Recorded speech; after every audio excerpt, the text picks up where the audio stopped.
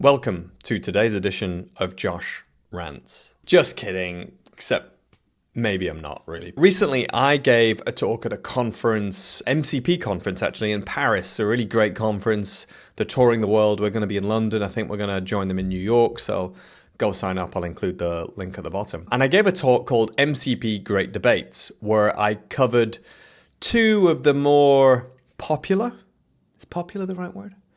Two of the more popular debates around MCP. And the first one is about OpenAPI, and the second was about MCP security. I'm going to focus on the former today and talk about OpenAPI and its relationship to MCP. Maybe I'll do the security one in another video. Let me know in the comments if you'd like to see that. So this is really the crux of the matter, is this question of does OpenAPI into MCP go, or is it a bad idea? And there's certainly a narrative in the MCP community that says this is a bad idea. And I think the narrative follows a couple of threads. And actually what I've done is I've grabbed two example LinkedIn posts that I was, tagged in the comments of or drawn into. I've anonymized them. I don't want to pick a fight with anybody here. And if you wrote these posts, this is not a personal attack, but I think these are good examples of the narrative that is sort of opposed to OpenAPI into MCP. It's probably not even really about OpenAPI. It's more about taking your existing APIs, your existing REST APIs, or GraphQL or SOAP or whatever, and turning those into MCP APIs. And if we just read what's on screen here, this is definitely the wrong way to do it. To take your enterprise APIs and put them into OpenAPI. APIs are too low level and built for machines, not LLMs. Built for machines, not LLMs. Anyway, curated context is key to getting high performing decisioning output from these models. APIs are not currently built for that. Here's another example. I think this goes into some better specifics here. APIs are designed for machines, not LLMs. Okay, if your MCP is an API wrapper, you are doing it wrong. This person's been exploring MCP, etc. And here's some critical mistakes. One is the wrong user assumptions. Traditional APIs serve deterministic software. MCPs serve LLMs that think in conversations and work with ambiguous input. When you ask an AI agent to assign this ticket to John, it shouldn't need to make 4 separate API calls to find John's UUID. Look up project IDs and then create the ticket. Sure. Actually, if you watch the video from yesterday about the advanced tool use from Anthropic, I recorded it yesterday. This is probably not going to be released the day after my last video. You'll see that this is actually sort of a solved problem actually with advanced tool use and programmatic tool calling, where they can generate the code to do the orchestration that doesn't fill up the context window. And LLMs are very good at generating code for this kind of thing. So, I think it's sort of covered. But I'd go a little bit further actually and say, so first of all, I challenge this notion that APIs are built for machines and not LLMs, because on two grounds. LLMs are kind of machines. And two, I don't think APIs are built for machines. I think they're built for humans. It's a human that needs to read the documentation that, certainly before AI, needed to write the code and work out how to call the code and invoke the thing. And I'm going to argue that me, as a developer that was working against this theoretical API, would also prefer that I didn't have to make 4 API calls and I could just make 1. And then we get the next example that is a useless error message. Error 404, user not found, tells an AI agent nothing. A proper MCP error, user John not found. Call the user's endpoint to get the correct UID and then retry. Wow. I mean, as a human that works with APIs, I can tell you which error message I would prefer. Especially when I'm trawling through some logs and I find some random error message, user not found would be far less helpful than this error message. So, again, that change just sounds like a better API to me, not something that's specific to MCP versus REST. And then 3 is multi-step hell, forcing LLMs to play systems integrator instead of focusing on the actual task. I mean, I think point 3 is exactly the same as point 1, so I'm not going to rebut it. But in general, I think there's a crux of the argument here that says your API needs to be custom designed for LLMs, and because LLMs sort of like workflows and like better error messages and have different needs. And I'm just not sure I think that's really true. My sense of looking at this is that an API that is good for an LLM is an API that is good for a human in many cases. And yes, it's nice to have certain workflows potentially built into an API, but also having the flexibility to compose different endpoints based on requirements you don't know a priori is one of the advantages of an API, right? I can go and do things that the developer of that API didn't think of if it was well designed. Ultimately, I think this kind of comes down to, you really want a quality API design, and that's as important for LLMs as it is for humans, in my opinion. And so if you've got a bad API and you expose that via MCP, you're going to expose a bad MCP endpoint. So I'll wrap that up in a second.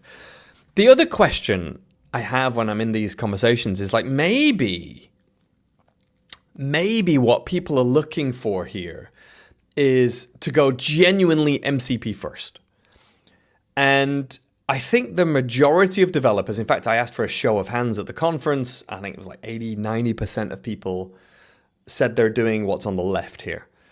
Their MCP servers are fairly simple mechanisms exposing an existing API, maybe orchestrating an existing API as an MCP service. There were very few people, maybe 5 to 10%, I would say, that were going what I call like genuinely MCP first. And that is they are writing a file new MCP first project.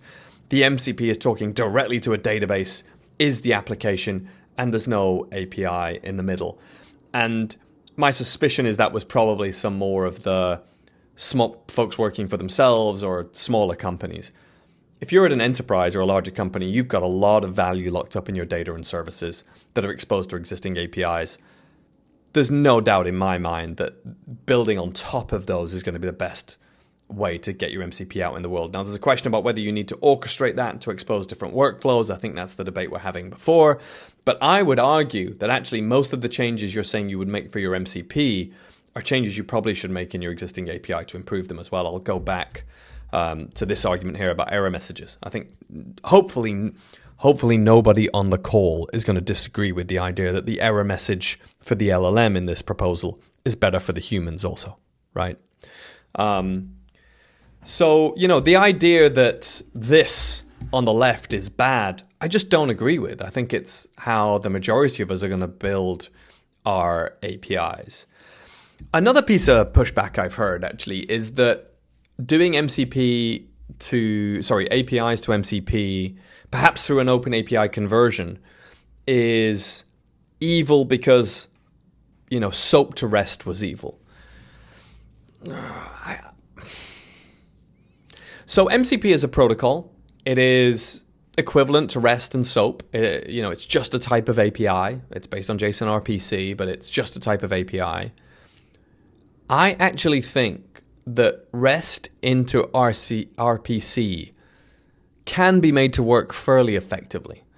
What didn't work was the idea of an existing RPC service into REST without a lot of work to manipulate it.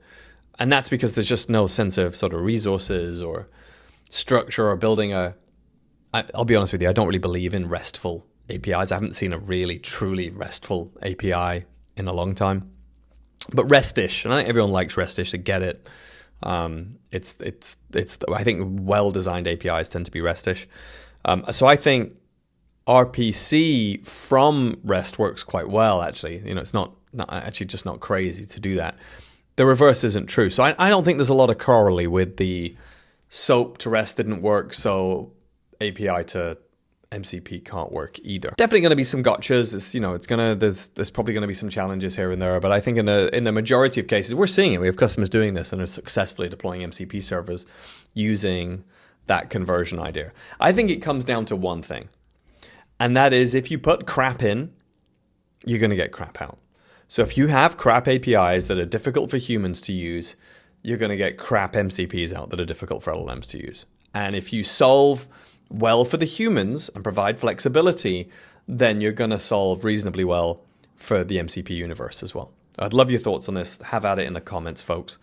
It's interesting, actually. I was working on this with one of our partners. This is a very large company, and they said to me that, here's what it says.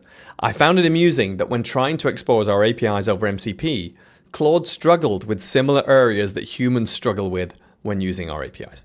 They had the same issues with the crappy error messages and the bad design of, the structure, and struggle to compose them. That's the main problem here. So, there's no replacement for quality sort of API as a product thinking, and that should map into your MCP. I actually think there's a lot of advantages to doing this thing on the left, and it's not bad. You have built a lot of expertise, capability around governing these APIs, around how to secure them, how to do authorization, how to do authentication. I'll publish a demo on the Zuplo channel about how that can carry forward into MCP. But by stacking your MCP on top of that and making it as thin a layer as you can, in my opinion, you're not having to reinvent all of the solutions and the way you govern that. So I actually think going at this from hey, I'm pretty good at doing OpenAPI as an organization. I have an approach to governance. Maybe you're using an API gateway like Zuplo or one of our rivals. But if you can take that and then expose that as MCP, you're in a good spot. I actually think this got even easier and even more favorable with the advanced tool use that Anthropic talked about in their recent blog post this week. Go and check out my other video on that. I'll include a link at the bottom. But for me, crap in, crap out. So I think in reality, absolutely, OpenAPI into MCP does go, and it's a very valid approach for many, many developers out there across enterprises, small and medium businesses. It's the fastest way to get this into production. It's arguably the fastest way to have solid governance, authorization, and authentication. And I don't think we're yet in a world where I don't want to have an API that I can expose to developers without it going through MCP. We're not in an MCP-only universe, probably for some time. So continue investing in your API infrastructure and make that a projection into MCP. That's what I would do. We've really bet on this in Zuplo. We wouldn't do it if we didn't agree with it. We're a fairly purist company, honestly, in terms of how we make decisions about what to do in product. So much so, I'll probably do another video on this. Let me know if it'd be interesting to you, about the fallacy of software factories. One of the things I hate about approaches, hate is a strong word, isn't it? It's part of the REST thing, so maybe it's okay. Is one of the things I don't like is when people use software factories to generate MCP servers from OpenAPI. One of the problems with software factories is you generate a bunch of code that you then customize. And I used to work on software factories with patents and practices at Microsoft. You generate the code and then you modify that code in some way because it's never quite right, or you need to change X or Y. And then your OpenAPI changes and you need to regenerate the code and you've lost your changes. This re-entrancy problem is one of the reasons I hate taking a DSL, like OpenAPI, generating code from it, modifying the code, and then shipping, which is what everybody does. In Zuplo, we took quite a different approach of dynamically generating the API, applying policies declaratively to your OpenAPI document that can still be enforced in MCP. So you don't have that re-entrancy problem when you change your OpenAPI. It just works. Let me know if it'd be interesting to do a video on the fallacy of software factories, is one of my theorems of computing or something.